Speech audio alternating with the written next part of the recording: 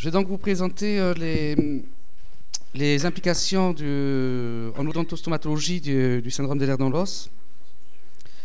Le problème de cette pathologie dans notre spécialité, c'est que c'est une pathologie qui est très peu connue. Je crois qu'il y a trois services d'odontologie en France qui commencent un peu à traiter ce syndrome, enfin du moins à le connaître un minimum, alors que les répercussions dans notre profession, enfin les répercussions odontostomatologiques sont évidentes.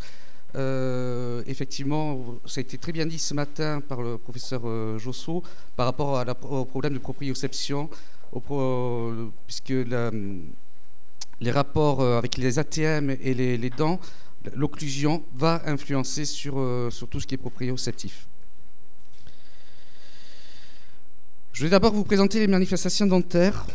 Je passerai vite sur les anomalies crânio-faciales qui sont très rares, qui se retrouvent dans deux formes de syndrome des nerfs dans l'os, la forme dermatosporadique et en fait deux formes, et les anomalies de nombre qui sont aussi très rares, très peu décrites.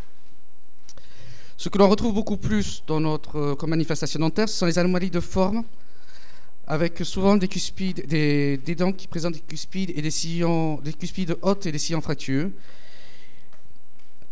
Avec surtout, et ça c'est le plus important dans notre profession, des anomalies de forme au niveau des racines. Ce sont souvent des racines qui présentent des courbures importantes, qui sont très fréquemment beaucoup plus petites, ce qui va présenter donc des complications au moment des thérapeutiques, que ce soit des soins canalaires, enfin endocanalaires, les dévitalisations, ou au moment des extractions.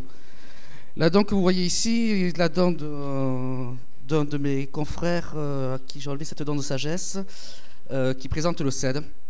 C'était d'ailleurs pour la petite histoire mon directeur de thèse, c'est pour ça qu'il connaissait si bien cette pathologie.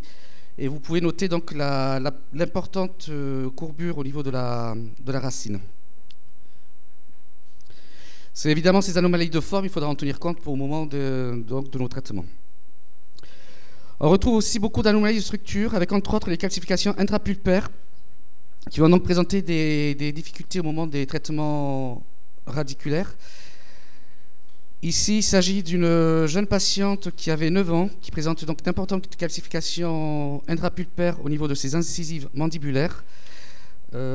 C'est des calcifications qu'on retrouve habituellement. Enfin, la forme de ces canaux radiculaires correspondrait plus à une personne qui a une cinquantaine d'années qu'à une personne qui a une enfant de 9 ans.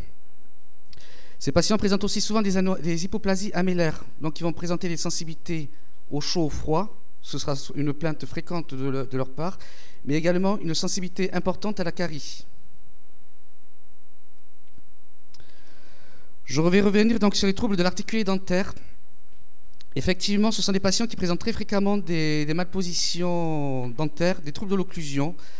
Il peut y avoir plusieurs explications à ce problème. D'abord, comme disait le professeur Josso ce matin, les problèmes liés à la langue, la mauvaise position de la langue, des troubles de la déglutition, des problèmes aussi au niveau de la respiration, souvent une respiration buccale. Les problèmes également au niveau des luxations des ATM. Donc ce sont des patients qui vont avoir tendance au prognatisme.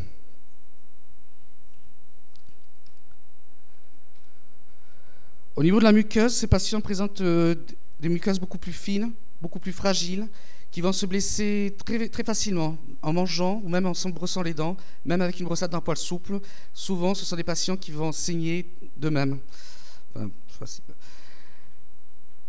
de nombreuses études ont démontré aussi l'absence de frein labial et ou lingual, qui pourrait d'ailleurs, selon une étude italienne du professeur Felice, je crois, être un signe en cours, enfin un signe pouvant confirmer, selon eux, la présence d'un CED. Ici, il s'agit d'un patient chez qui le frein lingual est absent.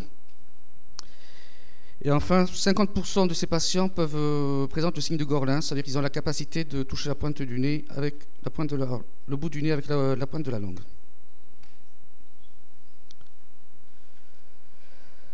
Les problèmes parodontaux sont présents chez un tiers de ces patients.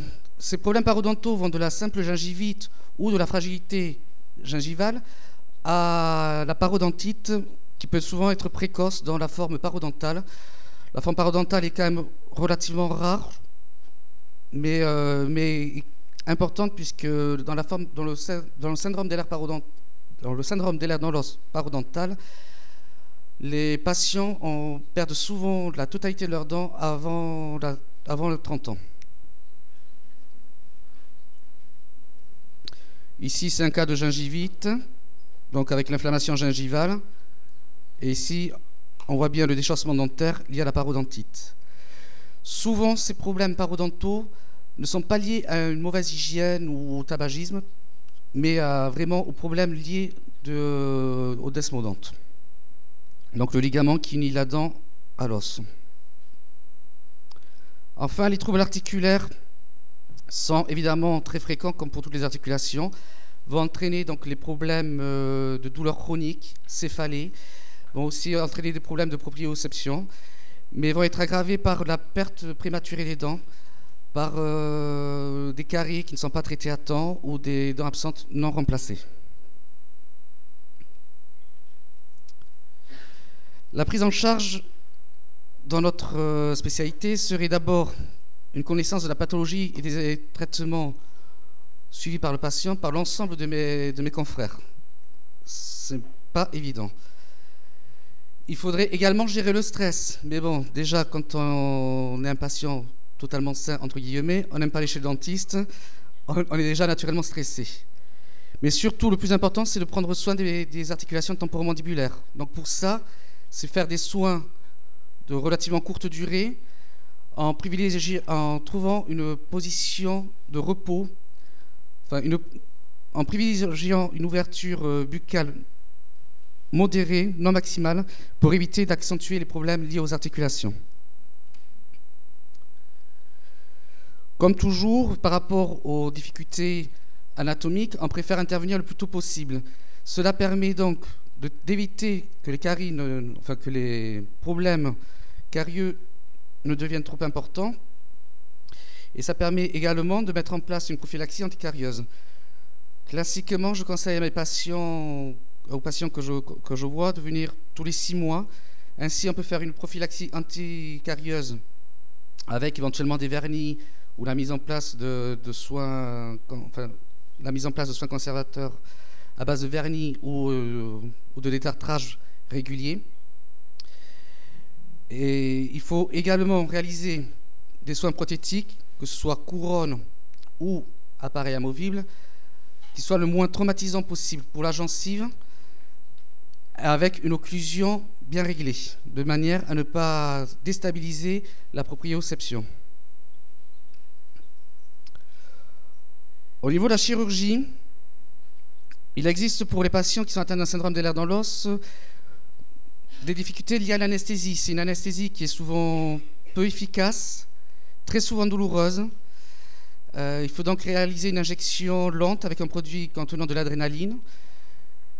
Éviter les anesthésies les anesthésies loco-régionales par rapport au risque hémorragique. Comme disait le docteur Amoretti ce matin, je ne cache pas votre nom, il faut traiter ces patients comme si c'était des patients qui avaient des traitements anticoagulants. C'est exactement comme cela que je les traite au cabinet. Donc j'évite les anesthésies loco-régionales. Lorsque je réalise une extraction, je mets en place des éponges hémostatiques, sutures, et éventuellement je prescris même des bains de bouche à base d'acide tranexamique, ce qui permet d'éviter la destruction du caillot sanguin. On a également le problème de la cicatrisation qui est plus lente, ça vous le savez, ce qui fait que du coup, lorsque l'on fait des sutures, il faut les garder au moins 2 semaines. Enfin, surtout, c'est l'anesthésie générale pour les soins dentaires est à bannir. Lorsqu'on fait des soins dentaires sous anesthésie générale, on luxe les articulations temporomandibulaires. En luxant ces articulations temporomandibulaires, on trouble la proprioception. J'ai une patiente, j'ai vu il y a 6 mois environ, une patiente qui a été obligée de se faire enlever en urgence des dents de sagesse dans un CHU du sud-ouest de la France. On lui a enlevé les 4 dents de sagesse sous anesthésie générale. Suite à ces avulsions, elle s'est retrouvée pendant 2 semaines à avoir l'impression d'être ivre quand elle essayait de se lever. donc à éviter. Concernant l'orthodontie, il faut essayer de mettre en place le plus tôt possible les traitements orthodontiques. Ainsi, on peut jouer sur la croissance et surtout, il faut que les mouvements que l'orthodontiste applique soient avec la force la plus faible possible. En raison de la laxité du ligament dentaire, les dents vont bouger très vite. Donc si on bouge les dents trop vite, effectivement, on aura très rapidement des résultats magnifiques, mais les récidives seront aussi très rapides. Donc si c'est pour empirer le problème en essayant de l'améliorer, il n'y a pas d'intérêt. Donc il faut appliquer des mouvements de force légers, avec un contrôle trimestriel minimum, aussi bien parodontal que carieux, bien entendu. Et surtout, à la fin du traitement, il faut laisser la contention post-thérapeutique le plus longtemps possible, voire quasiment pour moi définitive.